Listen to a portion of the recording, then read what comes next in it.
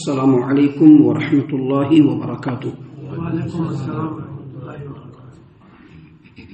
اعوذ باللہ السمیع العلیم من الشیطان الرجیم من ہمزہ ونفخہ ونفثہ۔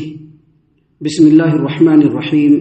انما یؤمن بآیاتنا الذین اذا ذکروا بها خروا سجدا وسبحوا بحمد ربهم وهم لا يستكبرون۔ تتجافى جنوبهم عن المضاجع يدعون ربهم خوفا وطمعا ومما رزقناهم ينفقون فلا تعلم نفس ما أخفي لهم من قرة أعين جزاء بما كانوا يعملون۔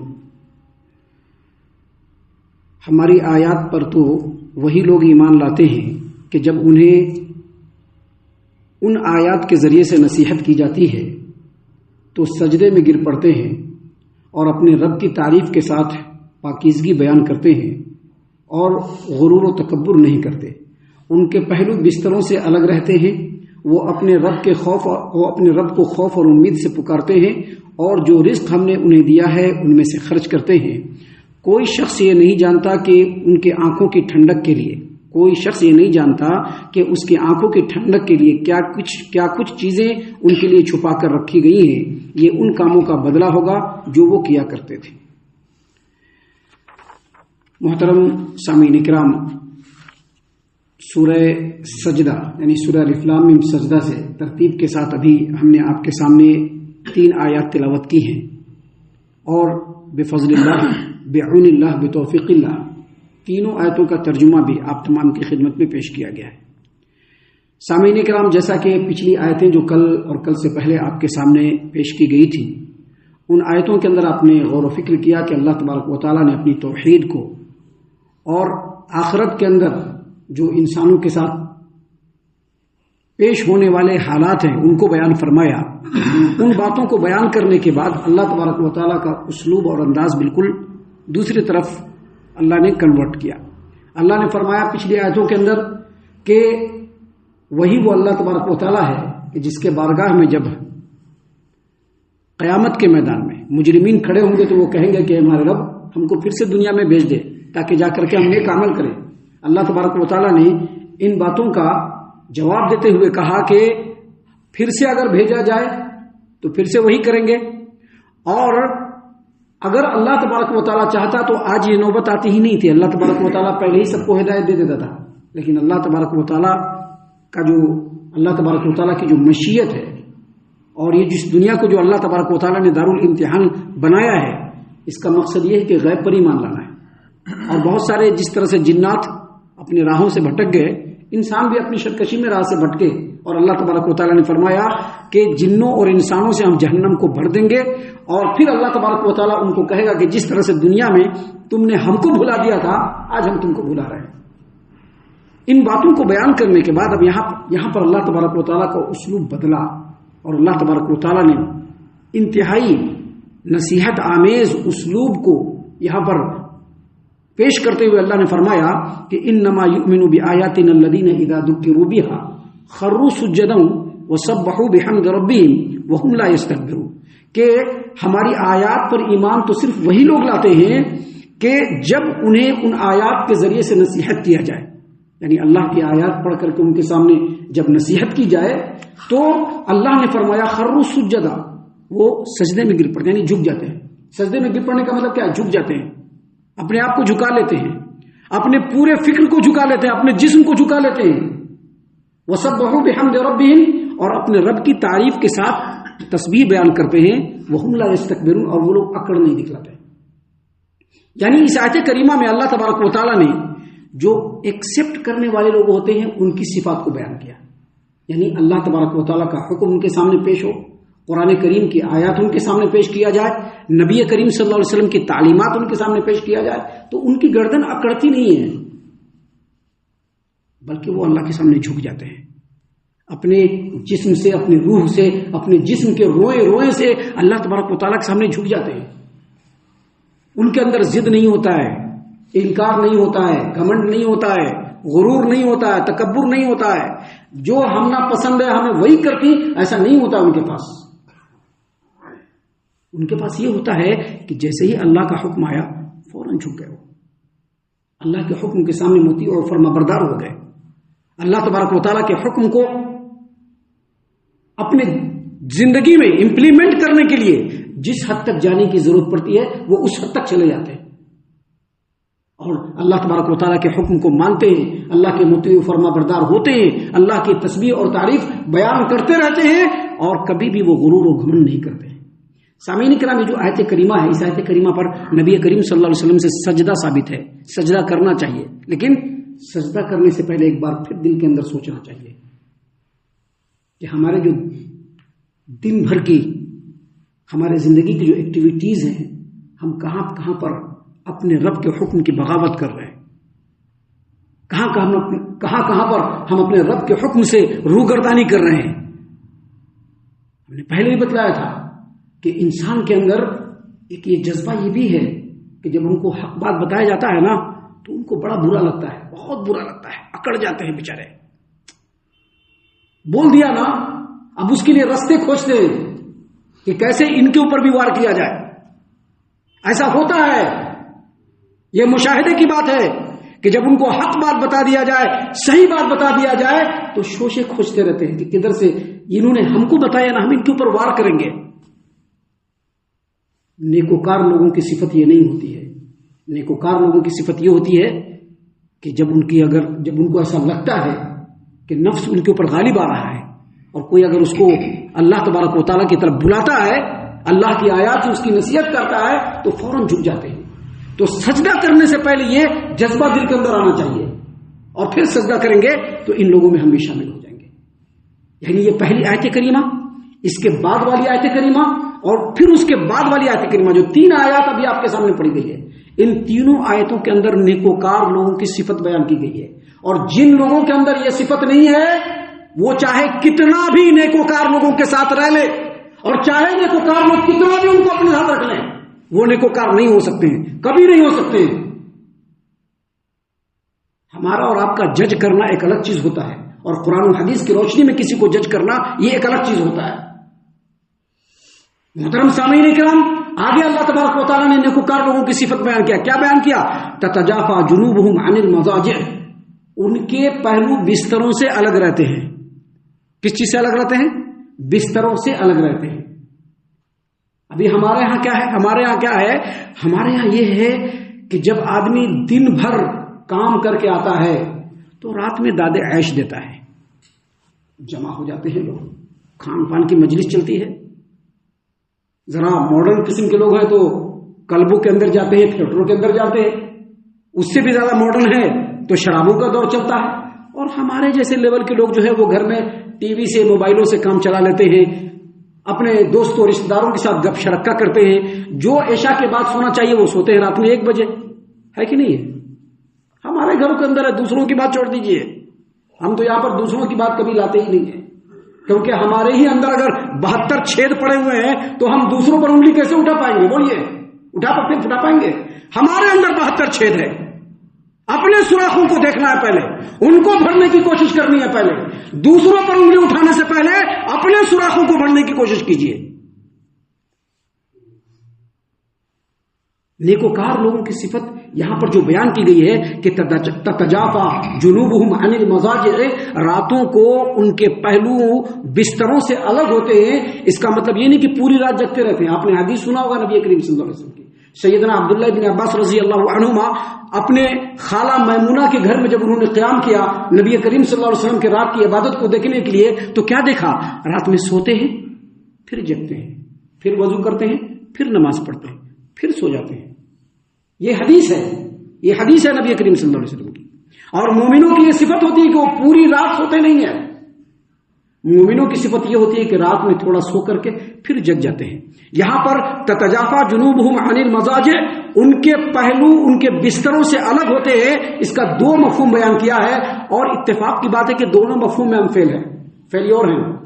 کہنے کے لیے تو تقویٰ کی بڑی بڑی باتیں ہوتی ہیں, تو کہنے کے لیے تو بڑی بڑی باتیں ہوتی ہیں, آسمان سے لگتی ہوئی ہماری باتیں ہوتی ہیں, سلف کی باتیں ہوتی ہیں, کتاب و سنت کی باتیں ہوتی ہیں, کہنے کے لیے بڑی بڑی باتیں ہیں. لیکن اس آیت کریمہ کا جو 2 مفہوم محدثین نے بیان کیا ہے, شارحین نے بیان کیا ہے, مفسرین نے بیان کیا ہے, دونوں میں ہم بالکل 0 سناٹا ہے.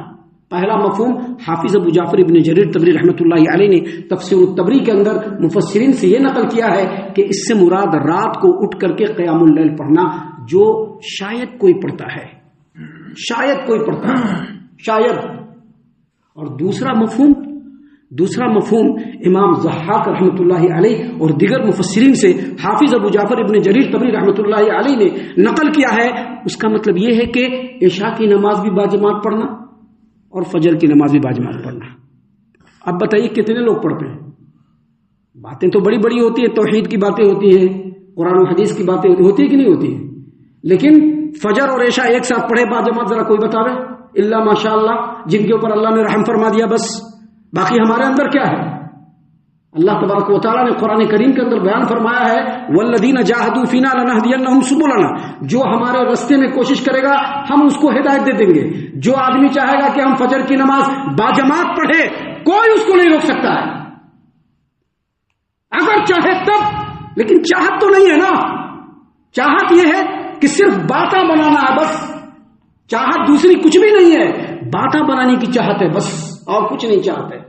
جب ایک مومن چاہ لے گا کہ ہم کو رات میں اٹھ کر کے تہجد پڑھنا ہے، وہ ضرور پڑھے گا۔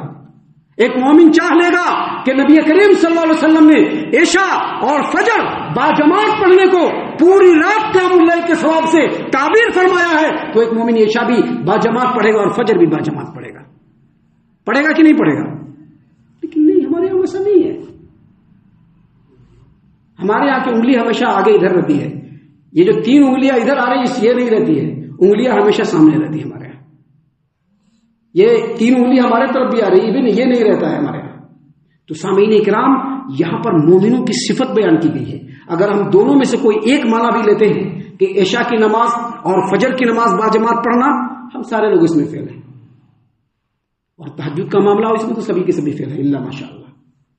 تو محترم سامعین اکرام، مومنین کی پہلی صفت اللہ نے یہ بیان کیا یہاں پر کہ جو مومنین ہیں، اللہ نے فرمایا کہ ان کے پہلو راتوں کو بستر سے الگ رہتے ہیں، اور پھر اللہ نے فرمایا یدعون ربهم خوفا وطمعا، اور اپنے رب سے امید اور خوف کے ساتھ پکارتے ہیں۔ نمازوں میں بھی پکارتے ہیں، رات کے تاریکی میں بھی پکارتے ہیں۔ رات کو اٹھ کر کے جب کوئی دیکھنے والا نہیں ہوتا ہے، اس وقت اپنے رب کے بارگاہ میں گھٹنے ٹیک دیتے ہیں، رب سے مانگتے ہیں، رب کے اجر و ثواب کی امید اور لالچ کے ساتھ، اور رب کے عذاب سے خوف اور ڈر اپنے دل کے اندر محسوس کرتے ہوئے وہ مانگتے ہیں۔ یدعون ربهم خوفا وطمعا، اور پھر آگے کہا ومما رزقناهم ينفقون، اور جو کچھ اللہ نے دیا ہے اس میں سے خرچ کرتے ہیں۔ یہاں پر مفسرین نے بطور خاص کہا ہے کہ اللہ لوگوں کو حلال دیتا ہے، حرام نہیں، لہذا اللہ حلال کو قبول کرتا ہے۔ لہذا مومنین کو چاہیے کہ جو حلال رزق ہے اس میں سے اللہ تبارک و تعالیٰ کے راستے میں خرچ کرے، اور اگر حلال رزق سے خرچ کرنے کی توفیق نہیں ہو پا رہی ہے، وسعت نہیں ہو پا رہی، تو حلال سے اپنے آپ کو بچائے رکھے۔ غریبوں کو دے، مسکینوں کو دے، محتاجوں کو دے، ضرورت مندوں کو دے، مسجدوں کے اندر دے۔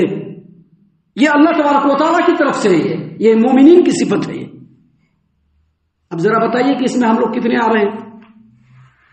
شاید کوئی آ جائے گا، نہیں تو اکثریت فیل ہے۔ تو اس لیے ان چیزوں کے اوپر غور و فکر کر کے اپنے کیریکٹر کو سدھارنے کی ضرورت ہے، تب جا کر کے اس آیت کریمہ پر سجدہ کریں گے، تب جا کر کے مومنین کے صف میں شامل ہوں گے۔